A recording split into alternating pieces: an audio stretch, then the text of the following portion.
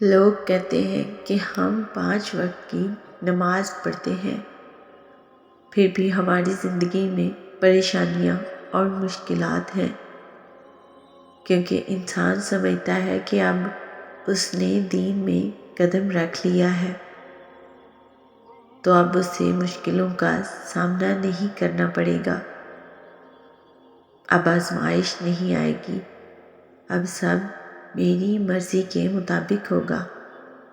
لیکن پتہ ہے، جب انسان دین میں قدم رکھ لیتا ہے، اللہ کے راستے پر چل پڑتا ہے اور اپنے نفس پر قابو پانے کی پوری کوشش کرتا ہے تو اسے مزید آزمایا جاتا ہے، یہ اس کے یقین کی آزمائش ہوتی ہے۔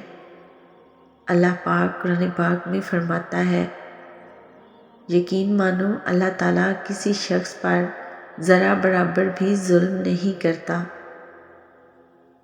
کبھی کبھی اللہ تعالیٰ آپ کو اس لیے بھی کمزور اور اکیلا محسوس کرواتا ہے تاکہ آپ جان لیں کہ آپ کو اللہ کی ضرورت ہمیشہ رہے گی۔ اللہ کی مدد کے بنا آپ کچھ نہیں کر سکتے۔ تم اپنے حصے کی محنت جاری رکھو، اجر تو اللہ پاک نے دینا ہے، اور تم دیکھنا بے شک وہ تمہیں اس سے بھی بہتر سے نوازے گا جو تم نے اس کی خاطر قربان کیا۔ اور جانتے ہو، اللہ پاک کچھ بندوں کو چن لیتا ہے، کبھی رلا کر کبھی آزما کر وہ اپنے خاص بندوں کو دوسروں سے الگ کر دیتا ہے۔ کچھ اس مقام تک خود چل کر آتے ہیں اور کچھ کو کھینچ کر لایا جاتا ہے۔ بندے کی کیا مجال کہ اللہ پاک کے حکم کی سرتابی کرے، اسے دکھ کی بھٹی سے گزار کر اسے کندن بنا کر اللہ پاک اس کے دل کا مکین بن جاتا ہے، اور جس کو اللہ مل جائے اس کو سب مل جاتا ہے۔ اللہ پاک کی محبت ہی اصل محبت ہے۔ اللہ پاک قرآن پاک میں فرماتا ہے،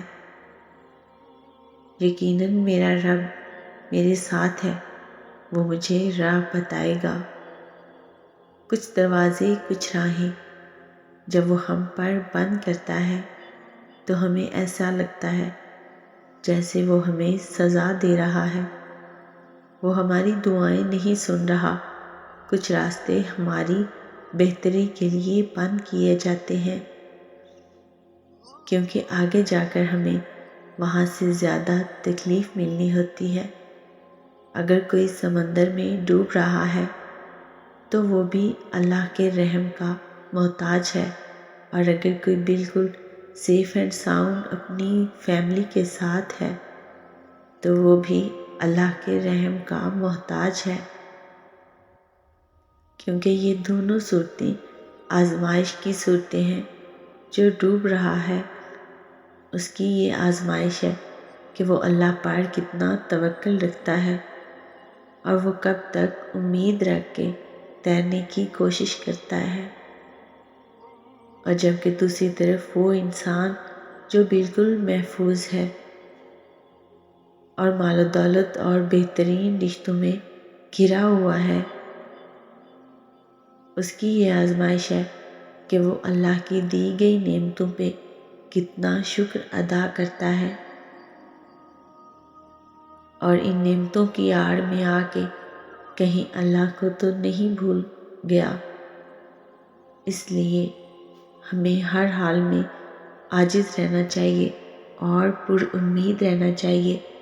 جیسے اس ڈوبنے والے انسان کے پاس اللہ کے سوا کوئی نہیں ہے، ویسے ہی اس انسان کے پاس، جس انسان کے پاس سب کچھ ہے، اللہ کے سوا اور کوئی بھی نہیں۔ اللہ کی محتاجی میں ہونا انسان کی محتاجی سے بہتر ہے۔ ہمارے پاس دنیا کی بڑی سے بڑی پاور ہی کیوں نہ ہو، پھر بھی ہمیں ہر قدم پر اللہ کی ضرورت رہنی چاہیے۔